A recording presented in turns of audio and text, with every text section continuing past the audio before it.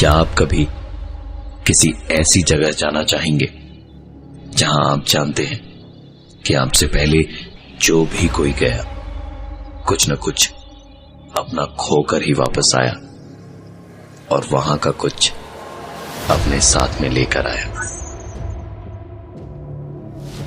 निर्मल अपने घर भोपाल से दूर जोधपुर में रहता था और एक बैंक में नौकरी करता था। उसके साथ उसका एक रूममेट भी था।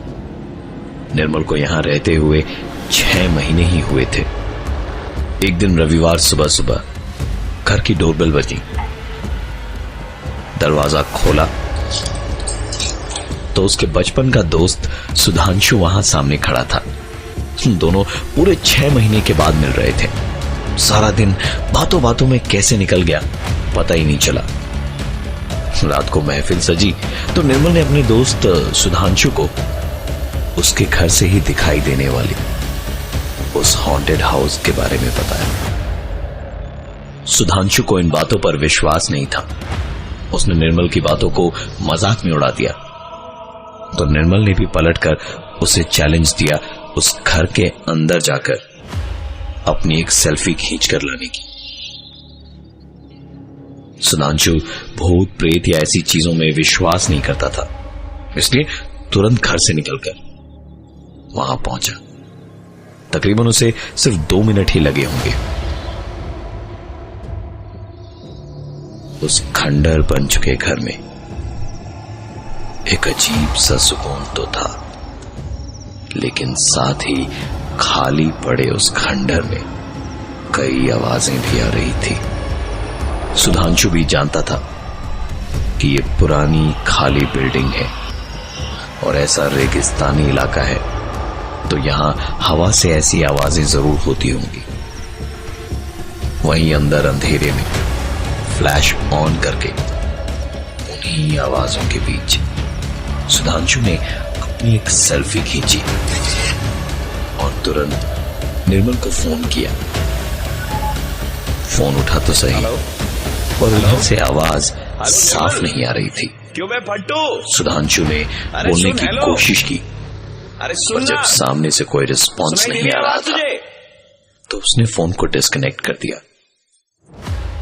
सुधांशु वहां से बाहर निकलने के लिए जैसे ही पलटा तो किसी ने उसे पीछे से हल्का सा धक्का दिया।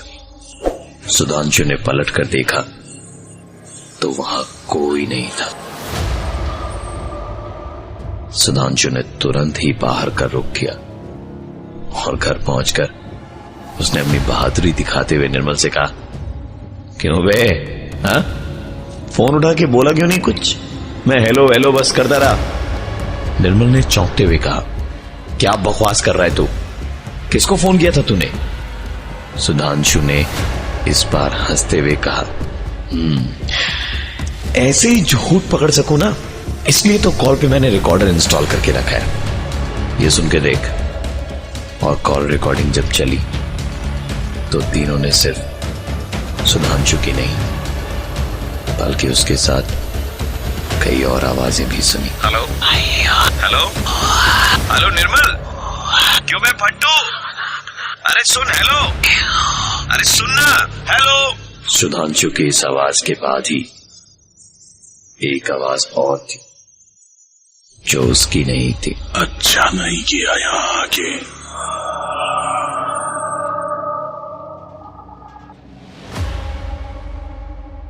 सुधांशु, निर्मल और उसका रूममेट तीनों ने अपने कानों से यह आवाज सुनी और तीनों के लिए इस पर यकीन कर पाना काफी मुश्किल था। सुधांशु ने तुरंत अपने फोन की गैलरी में जाकर अपनी क्लिक की हुई सेल्फी देखी। उस सेल्फी में वो अकेला नहीं था, बल्कि उसके पीछे दाईं तरफ राजस्थानी कपड़ों में एक औरत थी, बाईं तरफ एक आदमी और सुधांशु के ठीक सामने बीचों बीच खड़ा था एक बच्चा। उन तीनों के चेहरे पर ना तो कोई हंसी थी और ना ही गम, कुछ था तो सिर्फ गुस्सा। सुधांशु ने तुरंत वो फोटो अपने फेसबुक अकाउंट पे अपलोड कर दी और कैप्शन डाला, घोस्ट कॉट ऑन कैमरा। तीनों को बस एक ही बात का सुकून था कि सुधांशु सही सलामत वापस आ गया था और वो भूत वहीं अपनी जगह पे थे। देर रात जब सोने गए तो सुधांशु की नींद टूटी क्योंकि उसे प्यास लगी थी। सुधांशु पानी पीने उठा तो उसने अपना फेसबुक दोबारा चेक किया तो उस फोटो पे करीबन 500 लाइक्स थे और लगभग उतने ही लोगों ने उस पिक्चर को शेयर भी किया था। लेकिन इस बार उस तस्वीर में वो औरत बच्चे की जगह बीच में खड़ी थी, वो आदमी औरत की जगह और उसके दाईं तरफ वो बच्चा था। सुधांशु के हाथ पांव डर से कांप रहे थे। वो जोधपुर की ठंड में भी पसीने से तर-बतर हुए जा रहा था कि तभी घर की डोरबेल बजी। रात के 2 बजे कौन आया होगा? सुधांशु पानी पीने के लिए उठा हुआ ही था और दरवाजे के एकदम नजदीक भी था, इसलिए दरवाजे तक गया और आई होल से झांका। बाहर का नजारा देखकर उसकी हालत और भी ज्यादा खराब हो गई। वो औरत, वो बच्चा और वो आदमी तीनों दरवाजे के बाहर खड़े थे। सुधांशु चिल्लाता हुआ पलटा तो निर्मल और उसका रूममेट भी वहां आ गए थे। सुधांशु ने उन्हें पूरी बात बताई। सबने डरे डरे आई होल से बाहर झांक के देखा तो बाहर कोई नहीं था। निर्मल ने सुधांशु के बार बार मना करने के बावजूद दरवाजे को खोल के भी देखा, पर दरवाजे के बाहर कोई नहीं था। सुधांशु के बार बार कहने पर निर्मल ने फेसबुक भी खोलकर वो पिक्चर चेक करी तो वो पिक्चर ठीक वैसी थी जैसी सुधांशु के फोन पर ली गई थी, ना कि वैसी जो सुधांशु देख पा रहा था। निर्मल सुधांशु को समझा बुझा कर अंदर ले गया और कहा कि वहां कोई भूत प्रेत नहीं है। तू थोड़ा सा डर गया है तो आराम करेगा तो तेरे दिमाग से ये सारी चीजें निकल जाएंगी। किसी तरह सुधांशु सो तो गया, लेकिन उसकी नींद एक बार फिर एक आवाज से खुली। आंख खोली तो सुधांशु की हालत एक बार फिर उस ठंड में पसीने से भरी हुई थी।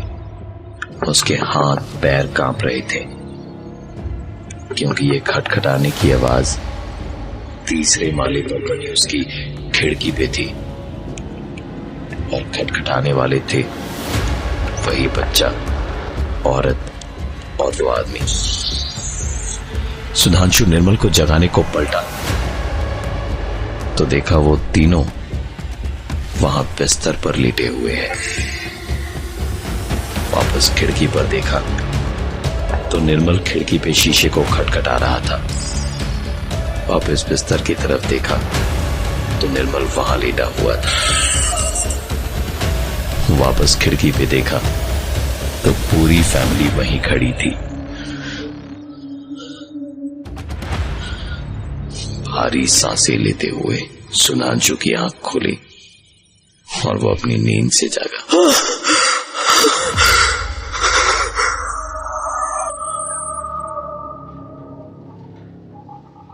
डर के मारे जैसे ही वो उठ के बैठा तो पता चला कि ये कुछ और नहीं, बस उसका एक बुरा सपना था।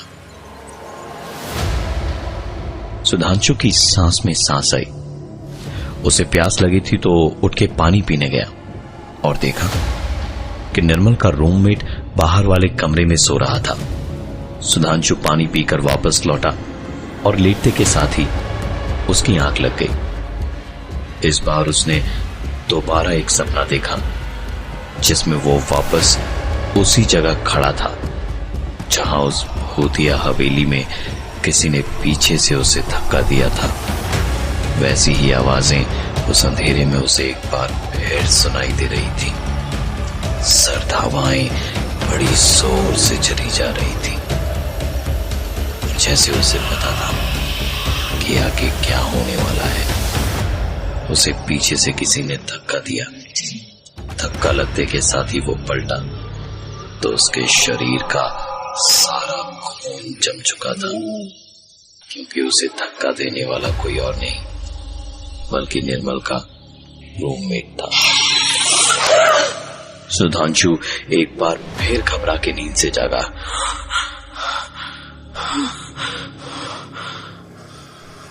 सांस में सांस आते ही इस बार उसने निर्मल को जगाया।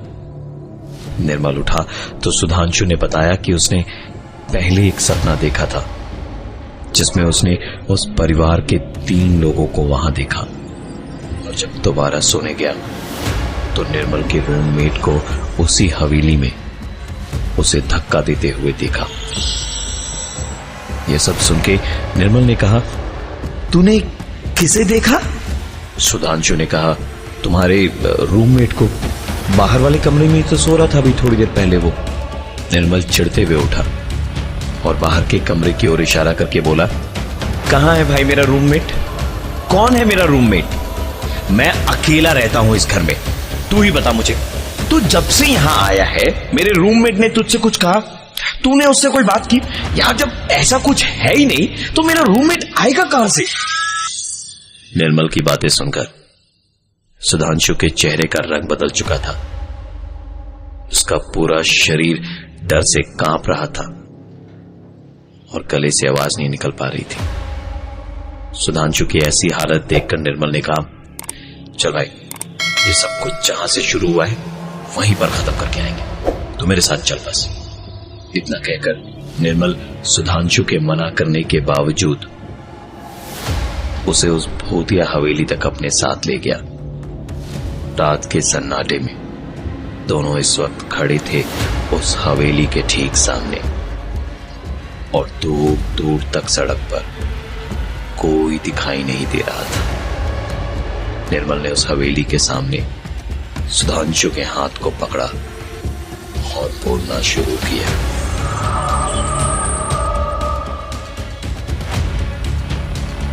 ये कहते हुए कि जहां से ये सब कुछ शुरू हुआ है अब वहीं पर ये सब कुछ खत्म होगा।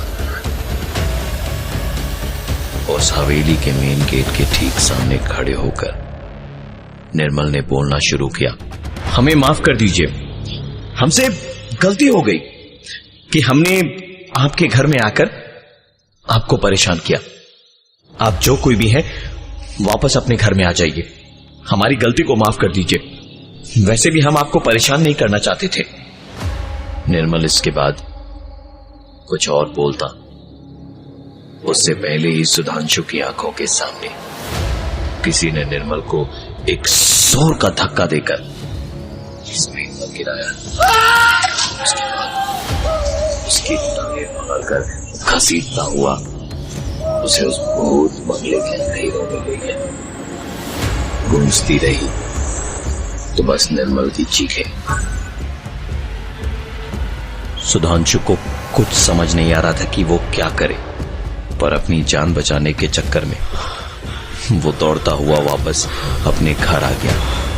दरवाजा बंद करके हांफता हुआ वो वहां खड़ा ही था कि उसकी हांफने की आवाज के साथ साथ एक और आवाज भी आई। सुधांशु दबे पांव उस आवाज का पीछा करते करते कमरे के अंदर पहुंचा तो देखा निर्मल अपने बिस्तर पे सो रहा था। सुधांशु को कुछ समझ नहीं आ रहा था कि ये सब क्या हो रहा है। सुधांशु को लगा कि शायद वो अभी भी सपना ही देख रहा था। निर्मल को एक बार सपने से जग के उसने जगाया तो उसे ये दिख रहा है। अब अगर उसे जगाएगा तो न जाने सुधांशु को क्या क्या देखना पड़े। सुधांशु ऐसी उल्टी सीधी बातें सोच सोच के बस पागल हुए जा रहा था।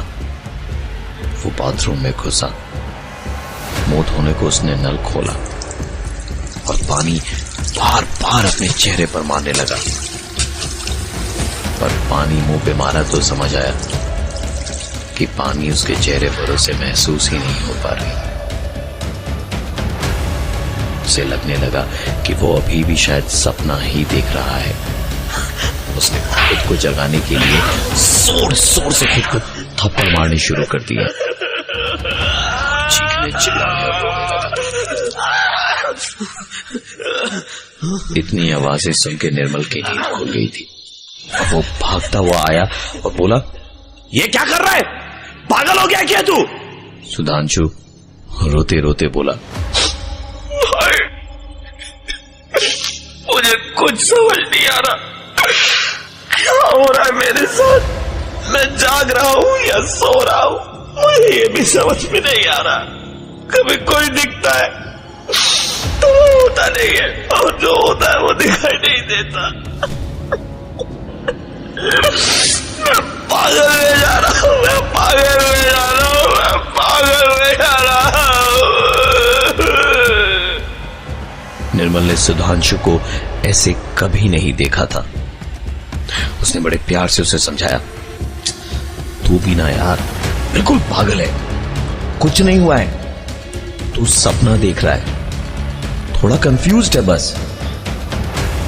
पता है, मैं भी ऐसे ही कंफ्यूज्ड हो गया था जब मैं ना उस भूत बंगले से एक बार घूम कर आया था। ऐसे ही पागलपन में थोड़ी देर बाद तू भी अपनी कलाई की नसें काट लेगा, जैसे मैंने काटी थी। उसके बाद सब ठीक हो जाएगा।